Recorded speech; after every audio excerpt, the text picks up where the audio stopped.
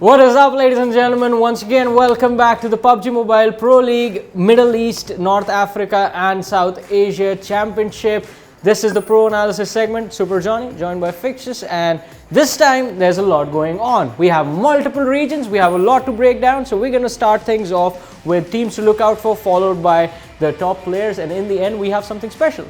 Well, that's going to be the map Hotspots, something new that we have for you guys this time. Exactly. So without wasting any further time, let's get this party started.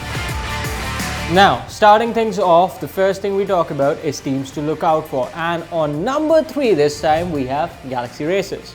Well, considering the fact that they had a really good start during the league stages, winning it by almost like around 100 plus margin, and heading into the finals, I really felt they could have done better because they were the ones who everyone thought would win the trophy, but that did not happen. They kind of messed things up when it actually really mattered. But still, overall, we know it's a very promising squad. They've got some good players in. Modi is one of those players to really look out for. So I think, yes, Galaxy Race is definitely going to shine in this one. Exactly. It's one of the best teams from the MENA region, and they have time and time again proven it. But if you're talking about the best teams from their respective regions, we have to talk about the best team from Pakistan, and that is I8. 100%, even last time when we were doing the pro predictions, we sort of did think that, I8 would be having a decent time, but they had an even better one, right? Heading into the finals. Crypto being in a sublime form, and he's been out-fragging everybody the way he's been playing. But what really concerns me is Jonny's and Review's form, right? If they start clicking together, I think I8 is going to be a force to be reckoned with. And I think that is something that we see them struggle with in this recent PMPL South Asia Season 3, but the team did improve. And it is going to be a journey of improvement for the team. But talk about the journeys.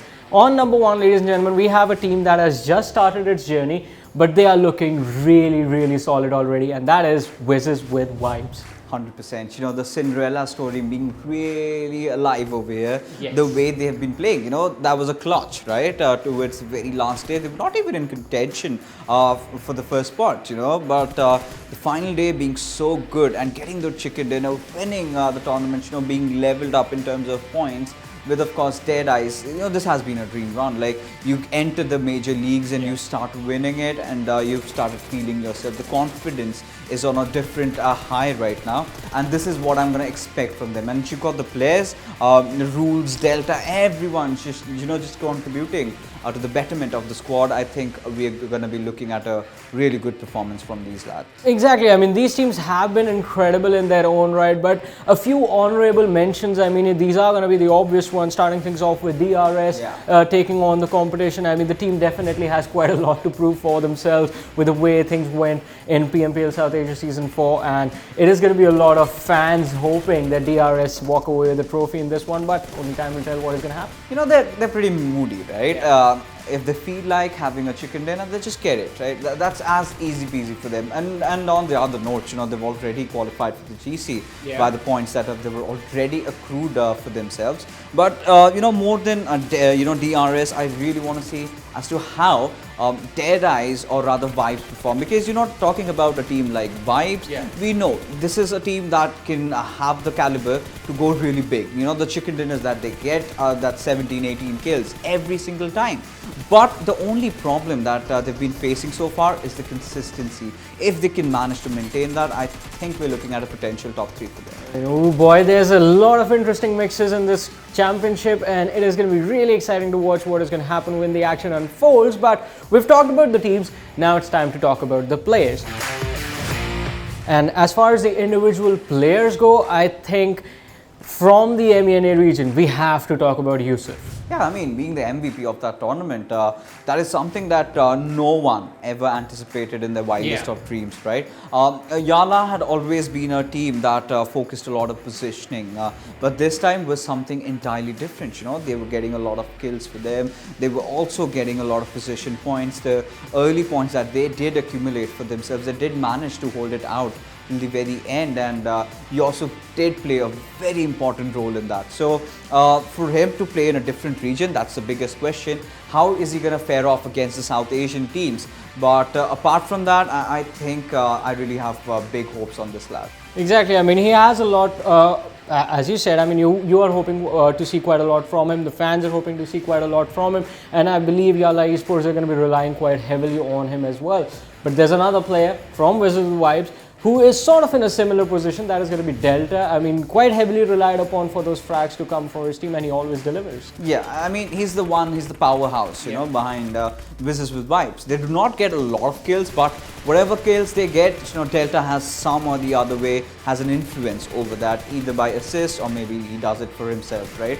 So he's definitely one of those players that did come out as a surprise this time, I must say, because we never really thought that he would be out fragging the entire lobby over there. And Ansh did warn me about it, you know, watch out for this lad. And well, it did turn true, and I believe the way he's been playing, he's got a really bright future up ahead. I mean, and you talked about, you mentioned a few keywords over here that is going to be a perfect segue to the player that we are keeping on the first position in terms of the top players.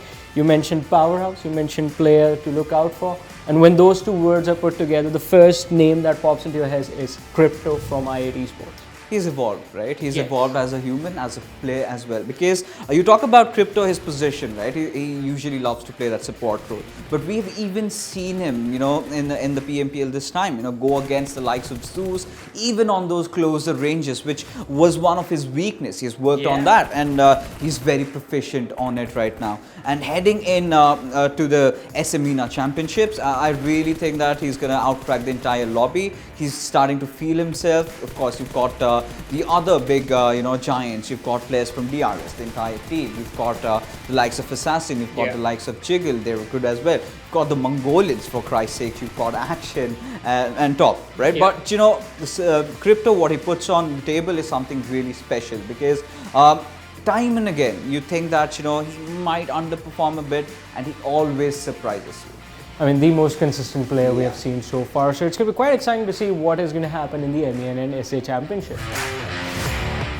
Alright, now it's time to talk about the hotspots on every single map, ladies and gentlemen. Starting things off, on a Wrangle, the place that we are going to expect a lot of explosions as soon as the game starts.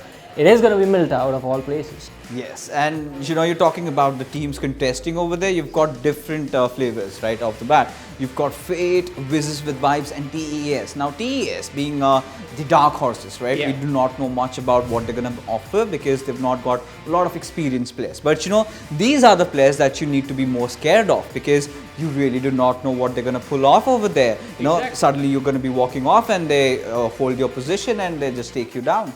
Now, the best thing about this collision is going to be the fact that you have Stalwart Esports right at no rep noise. You never know what they are going to bring to the table.